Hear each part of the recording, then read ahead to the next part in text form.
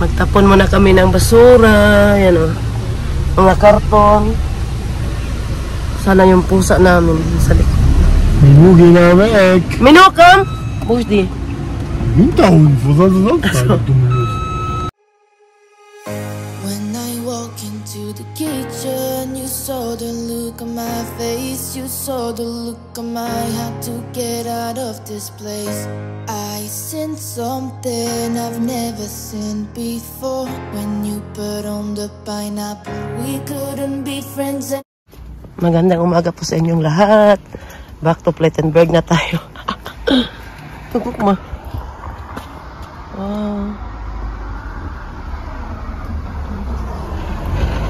Balik Plettenberg na at ngayon si Fiona may appointment sa dentist. Pang umaga ang papa niya sa trabaho kaya ako ang kasama niya. 10:30 yung appointment ni Fiona, alas 10 na. Madali ang lakad to.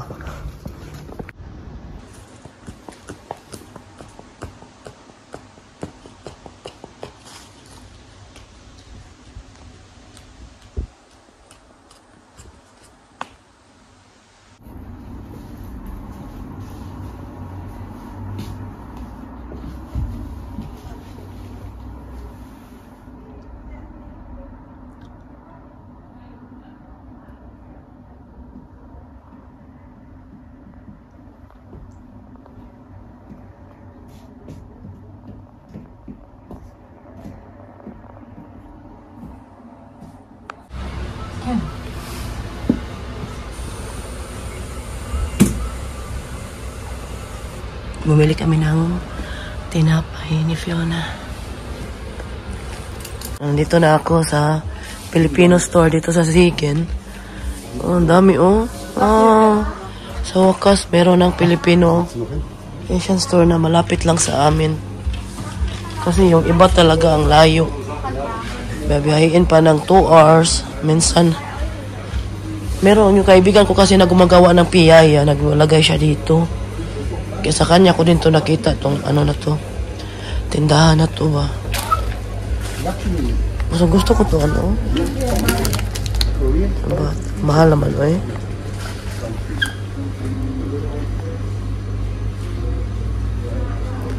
Magkano kaya to? Mas gusto ko to siya ba.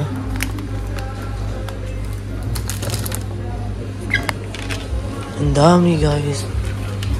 Sana all. Oh, may mga spaghetti pa sila. Gusto ko yung saba.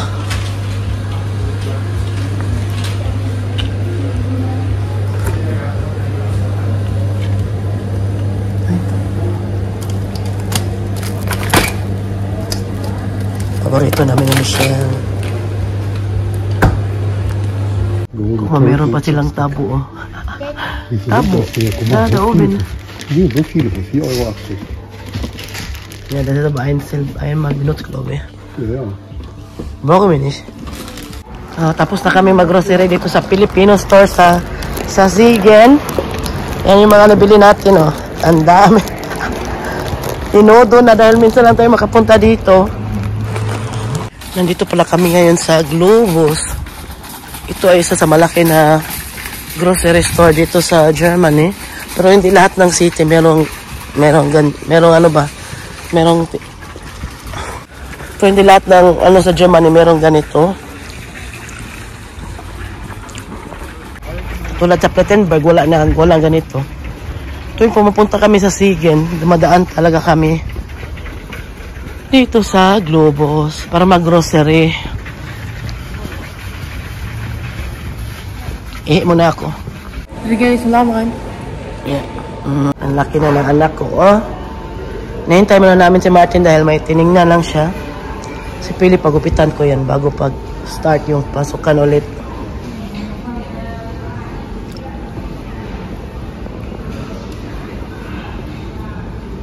Nandyan si Martin, oh, sa loob. Dito po nilibing ang aming anak po. Ay, pero dyan pala. Isa sa ano dyan. Dito, ito kasi lahat ang dito po nilibing ang yung nakunan ako. Pero dyan, yan kita po ba ninyo yan? Yan, oh. Dyan na side sa amin.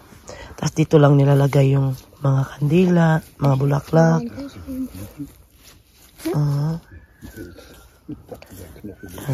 Ito, ano to, para lang to sa mga newborn ba, na hindi na namatay sa tiyan dito. Yan. Hindi kasi kami nakabisita last month. Ngayon na. Yan po ay sa mga newborn lang yan dyan. Libinganan ng mga hindi na ano ba, namatay sa tiyan, nakunan. Tiyan lang siya. Yan, pauwi na po kami. Alam po ba ninyo yung boses ko? Paus pa rin. Akala ko maging okay na yung trangkaso ko. Nako, nung isang araw para nag-start na naman siya sa para nag-start ulit ba. Grabe yung ubo ko, sipon, yung ilong ko. Hindi ako halos nakahinga sa ilong ko dahil barado. Grabe itong trangkaso ngayon. Hindi ako palagi nagkakasakit, pero pag ako naman ang tinamaan, matagal minsan madaling mawala, minsan matagal mawala. Tapos niregla pa ako. Sabay-sabay na. 2-in-1 na. Ang ganda ng bulaklak nila dito, oh. Kuma siya, blooming siya. Han. Blooming. Ang ganda ng bulaklak, oh. Pakita ko po sa inyo, lapitan natin. Iba-ibang kulay ba? Ang ganda. Yan siya. Tingnan yung nangyari sa auto. Doon yan kanila Harvey na ni Martin, hindi niya nakita yung patay. Hindi magbabayad ang insurance yan kasi siya man ang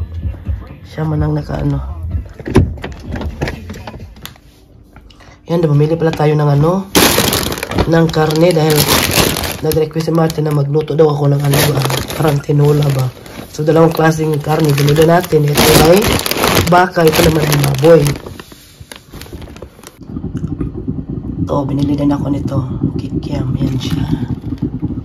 Yan, titikman natin. Meron na yung mantika, pero konti lang yung nilagay ko. Nagluto din ako ng kanin. Dito na kami kumain sa bahay dahil mga bata gusto nilang kumain ng crispy fry ba, yung manok na nilalagyan ng crispy fry ba, ang galing sa atin. Yun ang gusto nilang kainin.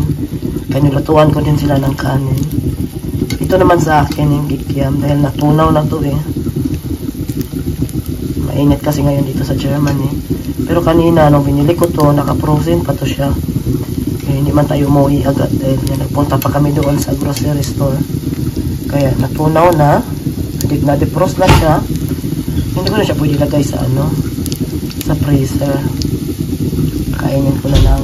Ito din bumili ako ng pansit. Mura lang to doon sa kanya, €1 plus lang to. Ito bumili tayo ng turon, paborito namin ni Michelle, meron ding ube. So, hindi ko na dito siya ilalagay sa freezer dahil baka kakainin namin ito bukas.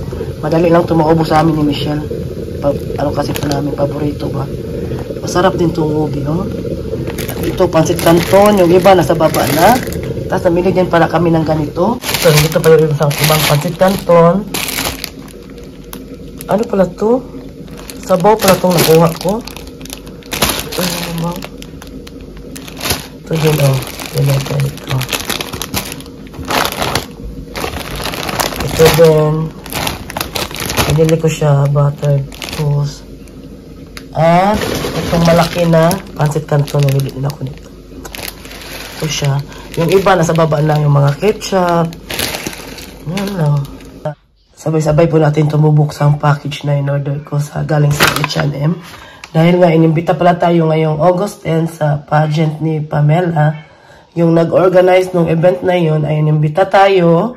Dapat kong suotin.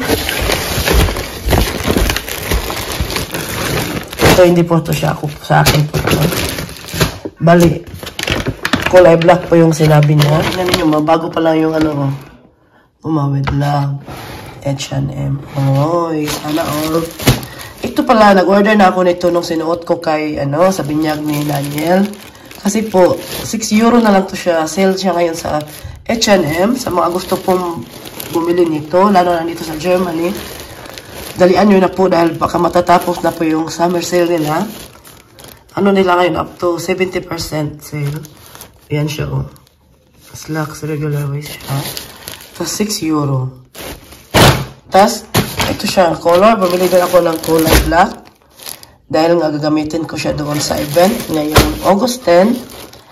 Buti na lang nakaabot pa ako sa sale dahil 6 euro dito na po siya, oh. May ano pala siya, may ano siya dito sa gilid. So, okay lang. Kasi makaano naman ako.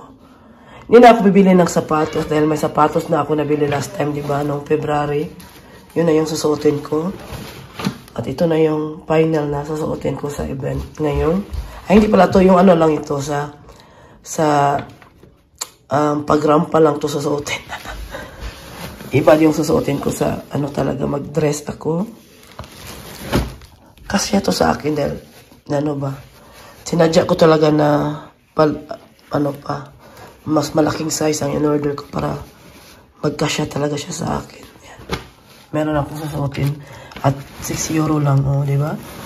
Saan niya kayo niyan? Ang ganda nito. 25 euro ang normal price ata nito. Ito naman siya ay dress to. Ipapakita ko na lang sa inyo mamaya dahil susuotin ko siya ngayon. Magpunta kami sa ninang ni Caleb. Ito lahat ay sale to siya. Nasa ano lang to nabayaran ko. May ano pa pala, may bra pa pala doon. Pakita ko sa inyo. Meron pa pala to. Ano to nabayaran ko lahat? 25 euro ata? Hindi ko sigurado basta. Mura lang siya. Kasi sale nga 70%. Kaya dalian na po ninyo sa mga gusto mag-order na nandito sa Germany dahil sulit ang pagbili ninyo dahil ngayon daming sale po nila. Yan. Mga sasuotin natin ngayong ito siya pang ano man to siya, pang swimming man to siya, hindi man to siya. Pero pwede mo na magamit din siya. Ito siya eh. Ano to eh, push up na ano to siya. Push up bra eh. Yan. Ngayon po, magsasalita na ako. Magsasalita na tong babaeng paus. Magsasalita talaga. Kasi po ilang araw na ako hindi nag-video dito sa bahay dahil nga sa boses ko ba na paos, tas pag nagsasalita ako, inuubo ako, kumakati yung lalamunan ko. Ikukwento ko po sa inyo, diba? Bago nagbinyag si Daniel, siguro Lunes ako nag-start ng trangkaso noong time na yun. Sabi ko pa nga sa inyo, buti na lang ngayon na nag-start sa akin para sa binyag ni Daniel, hindi na masyadong grabe yung trangkaso ko. Pero nung nag-start yung trangkaso ko, hindi naman ako inuubo talaga, grabe yung ubo. Parang, paminsan-minsan lang ako ubuhin ba, pero yung ilong ko, barado, sipon. Halata naman talaga sa boses ko nung time na yun, no?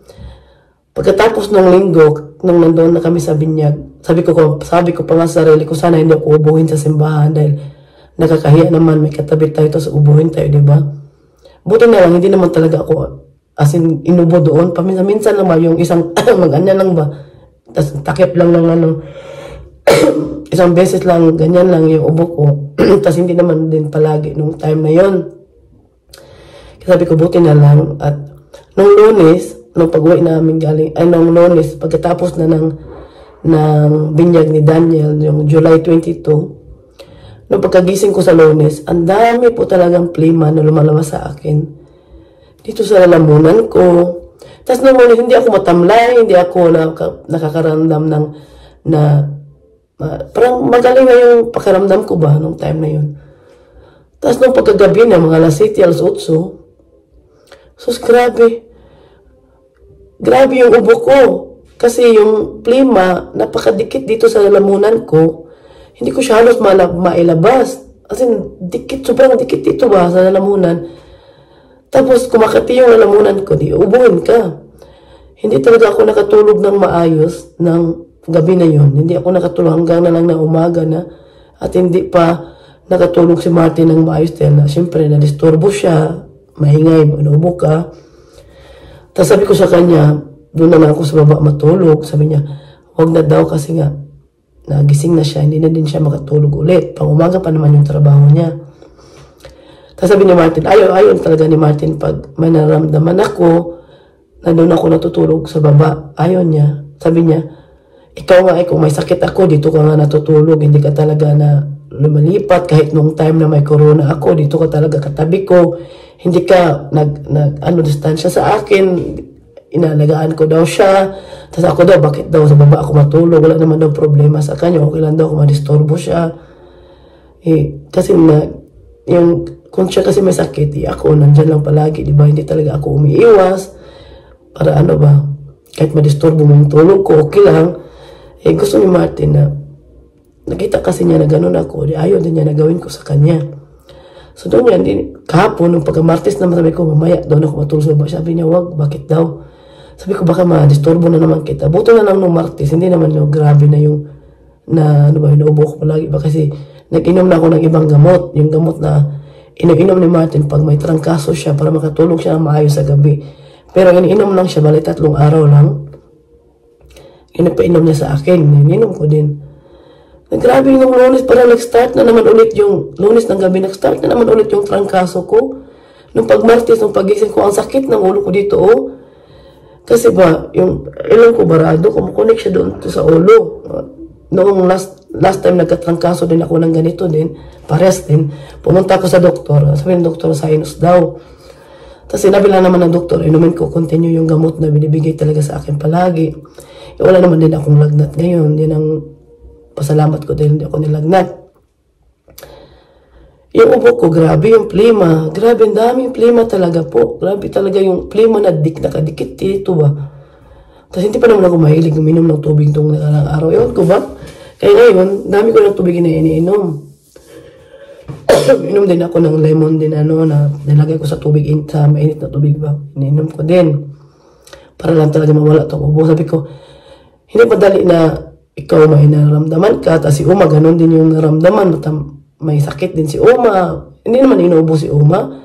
Pero ano siya, matamlay. Dahil nga, nahawa din siya. Kahit sobrang ingat pa namin, nahawa talaga si Uma. Kaya wala kami gawa. Pero si Uma, okay na naman siya ngayon. Pero ngayon nga lang, ano siya, parang masakit pa yung likod niya ba? Para sa sakit ata niya yung osteoporosis. Ewan ko. Yan si Uma, ngayon siya. Pero okay naman siya. Buti na lang na kumakain naman siya, umiinom. Hindi siya nadala ng hospital nung time na nahawa siya. Kaya napakahirap, ikaw may nararamdaman ka, tapos mag-alaga ka pa ng matanda.